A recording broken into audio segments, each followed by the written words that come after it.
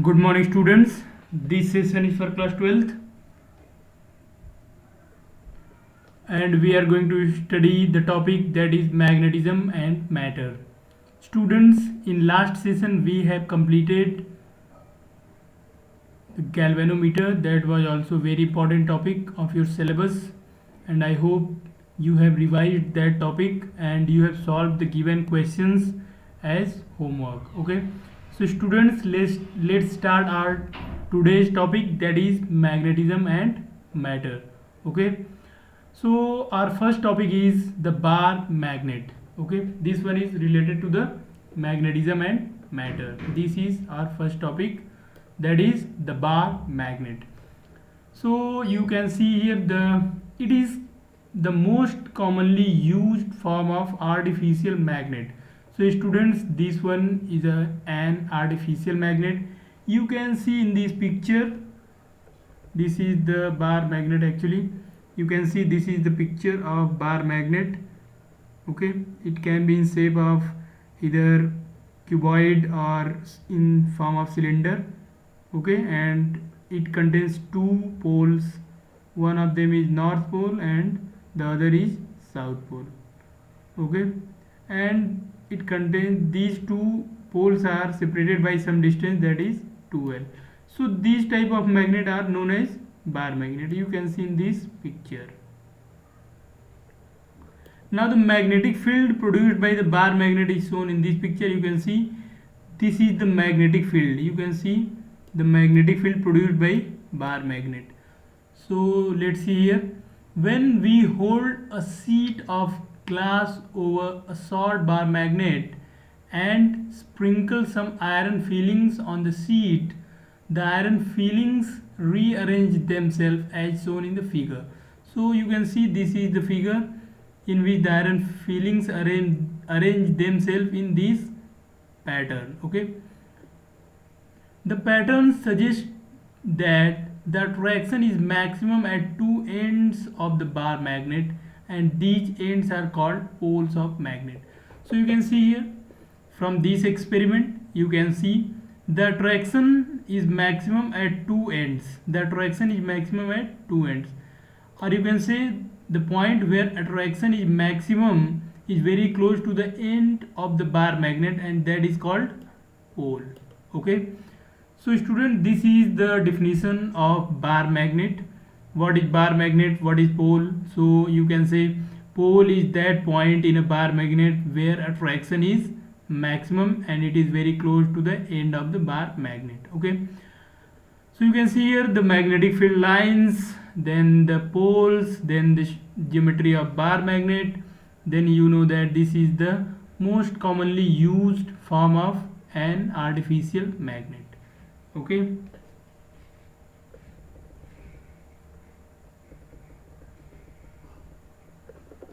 now we are going to define some most important point related to this. You can see here the plane. This plane is known as magnetic meridian. Okay, so let's see about these things. First point, the earth behaves as a magnet. So students, our earth is also a magnet, and it also contains two magnetic poles, north and south pole. Okay, now second, every magnet attracts small pieces of magnetic substances like iron, cobalt, nickel and steel towards it. तो आप यहाँ पे देख पा रहे हैं magnet कौन कौन सी चीज़ों को अपनी तरफ अट्रैक्ट करता है. So magnet can attract small pieces of magnetic substances like iron, cobalt, nickel and steel. Student, these substances are also known as ferromagnetic materials. Okay, so magnet attract materials towards itself are known as ferromagnetic materials or magnetic substances. So let's see about the third point. When a magnet is suspended freely with the help of an unspun thread, it comes to rest along the north-south direction. So this one is the very important property of a magnet. If it is freely suspended from any rigid support, it will always stay in north south direction. It means one of the pole is toward the north pole of the earth, uh, and second one is toward the south pole of the earth. So student, you know about the south, north and east west direction on the earth. The meaning of this statement is that if you freely suspend any bar magnet by using a thread, so and if you release, then it will always stay in a direction which is toward the north south of the earth. Okay, so this one is very important property, and these properties are used to identify the material, either they are magnet or not.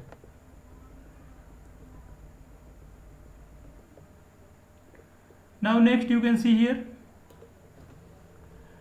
like poles repel each other and unlike poles attract each other. So this one is also very interesting point of bar magnet, and these properties very similar in case of the electrostatics. It means if we consider about the charges, there was also repulsion between like charges and there was attraction between unlike charges.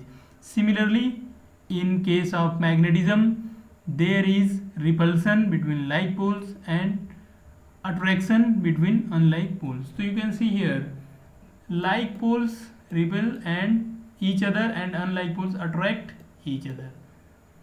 Now point 5, you can see the force of attraction or repulsion F between two magnetic poles of strength M1 and M2 separated by a distance small r is directly proportional to the product of pole strength and inversely proportional to square of the distance between their centers. So you can see this property is very similar to the Coulomb's law, but the physical quantity is taken here as magnetic, or you can say pole strength, but in case of Coulomb's law this quantity is electric charge. So if you replace the electric charge by pole strength and the constant according to the magnetism, you will get the very similar formula for the force between two magnetic poles. Okay,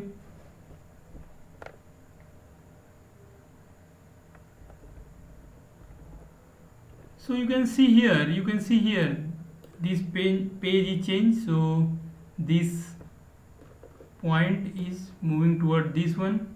Okay, so change page is here.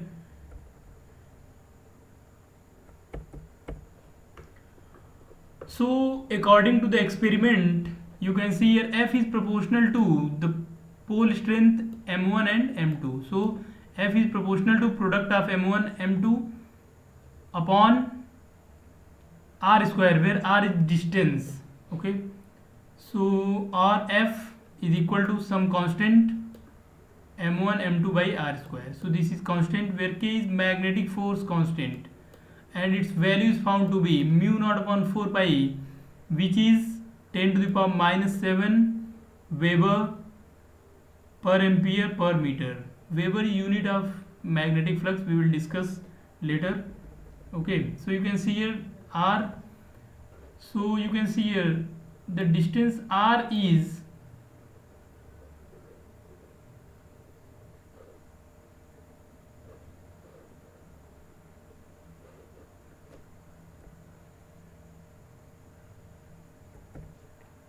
now you can see here mu naught is the absolute magnetic permeability of free space.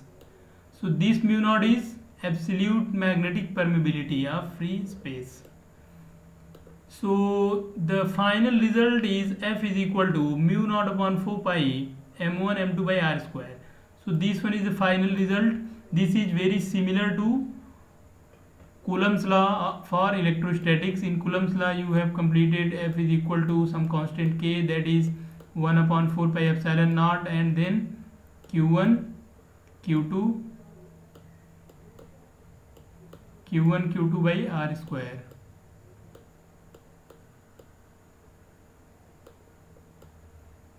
So this was the Coulomb's law for electrostatics, and you can see the force in case of magnetism between two poles.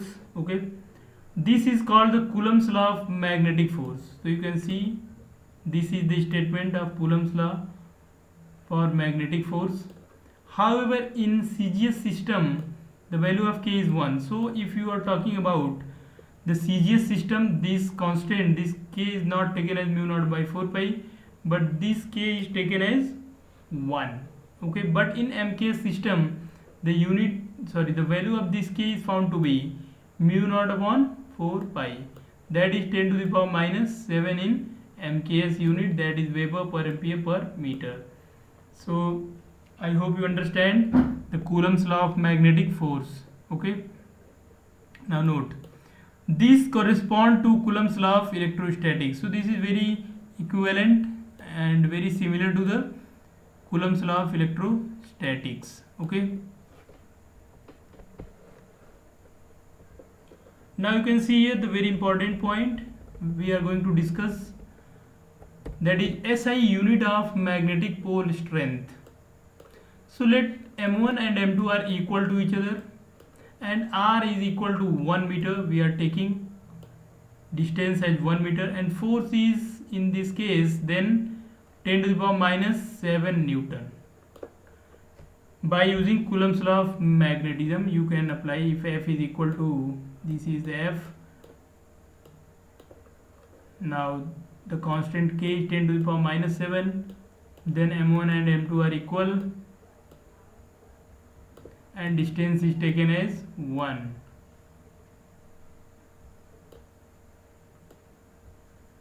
So F is equal to k m m1 m2 by r square, this one is F. So finally you get F is equal to 10 to the power minus 7.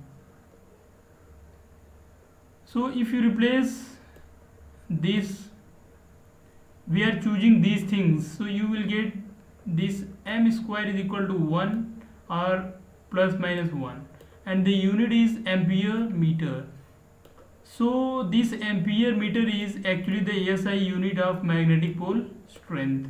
So you can see here, therefore strength of a magnetic pole is said to be 1 ampere meter if it repels an equal and similar pole when placed in vacuum or air at a distance of 1 meter from it with a force of 10 to the power minus 7 Newton.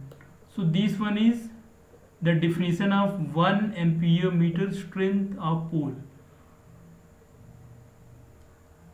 So student, I hope you understand the SI unit of magnetic pole strength is ampere meter and how you can define 1 ampere meter pole strength.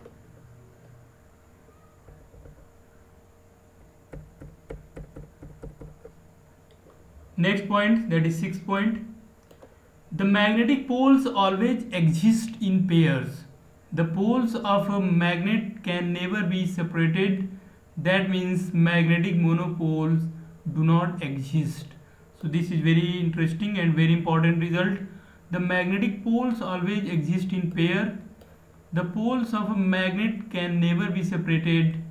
That is, magnetic monopoles do not exist. This says that the magnetic monopoles do not exist as in case of electric monopole. In electric dipole, you can separate the two equal and opposite charges from each other, but in magnetism, one cannot separate the two poles from each other. Okay, so it means in case of magnetism, there must be two poles in pair. You cannot separate these poles from each other. Okay. Now next topic is magnetic field lines. So you can see here, magnetic field line is an imaginary curve, the tangent to which at any point give us the direction of magnetic field at that point. So students, to represent the magnetic field around a magnet, we use an imaginary concept that is known as concept of imaginary magnetic field line curve. Actually these curves are imaginary, but these are used to represent electric field around magnetic field around a magnetic field source like bar magnet, or you can say current carrying loop. So we are using these lines same as in case of the electric field. In case of electric field, due to a point charge, we also use these type of lines, and we say, and that lines are considered as electric field lines.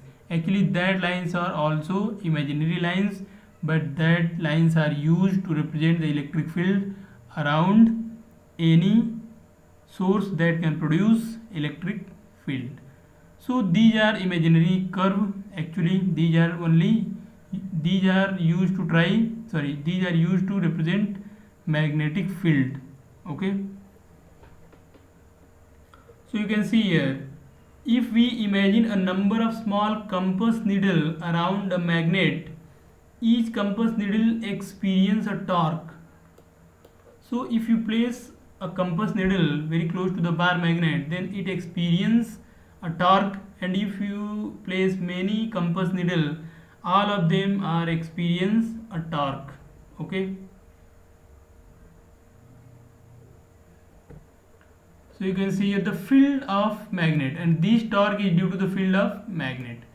The torque acting on a compass needle align in the direction of the magnetic field. और ये जो compass होती है ये always magnetic field की जो direction है उसी डायरेक्शन में अलाइन होती है. तो this is said here, the torque acting on a compass needle align it in the direction of magnetic field.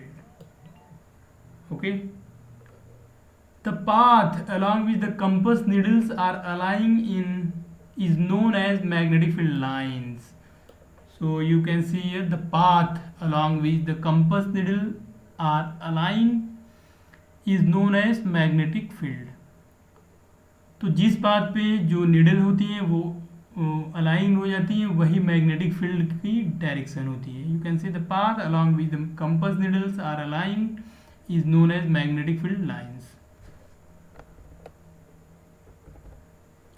Now you can see the magnetic field lines due to a bar magnet. This is the bar magnet, and these are the magnetic field lines. You can see these are magnetic field lines around the bar magnet. This one is the bar magnet, and these are the magnetic field lines. Okay, this one is the north pole. You can see the magnetic field lines are coming from the north pole and entering in the magnet from the south pole, and they forms closed loop. You can see, and you can draw the electric field lines here for a dipole, because this bar magnet is also dipole. So you can see the two poles, that is north and the south, because in case of magnet there must be pairs of poles, so it means it is always a dipole.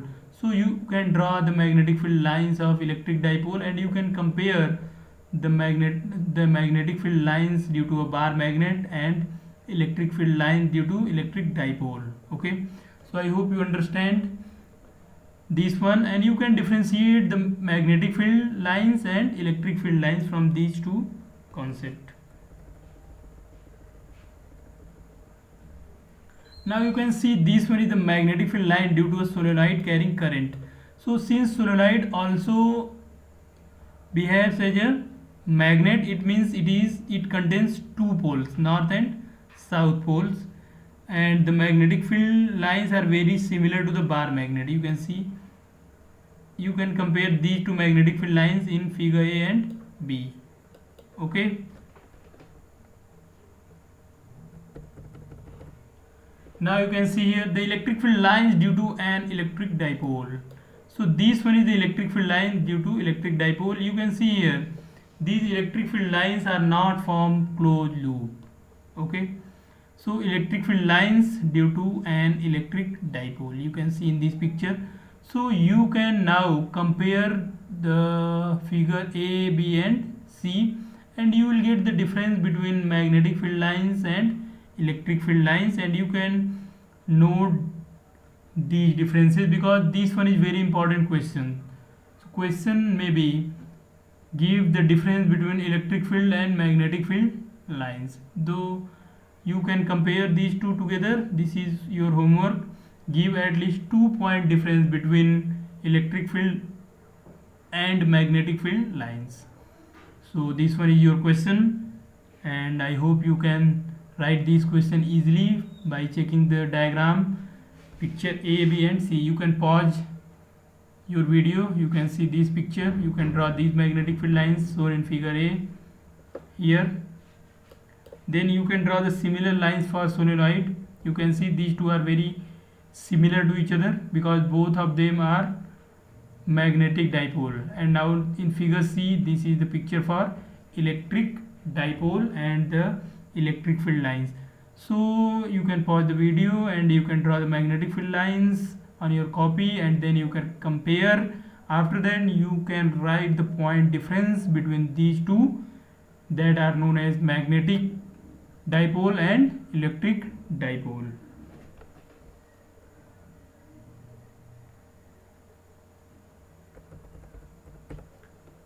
So let's see here the properties of magnetic field lines. So the first one is, student, in previous part we have completed the properties of a bar magnet. That was not the properties of magnetic field line. Okay, now we are going to study the properties of magnetic field lines. So that was the topic, that was property of bar magnet, and this is the topic, that is properties of magnetic field lines. So let's see. First one is, the magnetic field lines of a magnet or a solenoid carrying current form a closed continuous loop. Okay, so you can see here, but this is not true for electric dipole because electric field lines do not form closed loop. So this is the first difference which we want to write in previous part of this session. Okay, so you can see the first point difference, that is the magnetic field lines of magnet form a closed continuous loop. Student, solenoid is also considered as a bar magnet because their magnetic field geometry of their magnetic field are very close to each other. Okay, but in case of electric dipole, the electric field lines do not form closed loop. Now second point, outside the body of magnet, the direction of magnetic field lines is from north pole to south pole. So student, you can see here, outside the body of the magnet, the direction of magnetic field lines is from north pole to south pole. But in case of electric dipole, the electric field lines are always away from the positive charge and they are going close to the negative charge. Okay, third point, at any given point tangent to the magnetic field line represents the direction of net magnetic field at that point. So from this point you are giving the idea how you can find out the direction of magnetic field at any point. So you can see here, at any given point tangent to the magnetic field line represents the direction of net magnetic field B at that point. So the direction of magnetic field line can be given by the tangent at any point on the magnetic field line. You can see here in picture figure A and C. Okay, fourth point, the magnitude of magnetic field at any point is represented by the number of magnetic field lines passing normally through unit area around that point. Therefore, crowded lines represent a strong magnetic field and the lines which are not so crowded represents a weak magnetic field. So students, this one is very important point. By checking the number of magnetic field line per unit area and perpendicular to the area, we can give the strength of the magnetic field. Okay, So if the lines are very close to each other, it means the density of lines is very high. It means magnetic field strength is high. And if this number of lines per unit area is less, it means if density is less, you can say there is a weak magnetic field. Okay, so these terms are the comparative term. You can compare these magnetic field with the magnetic field at any other place, and you can represent these two magnetic strength by drawing magnetic field lines in a unit area. If number of lines are very large, then magnetic field will be large. If number of lines are less, then magnetic field will be less. So student, I hope you understand how you can find out the strength of the magnetic field by using the concept of magnetic field lines. Okay,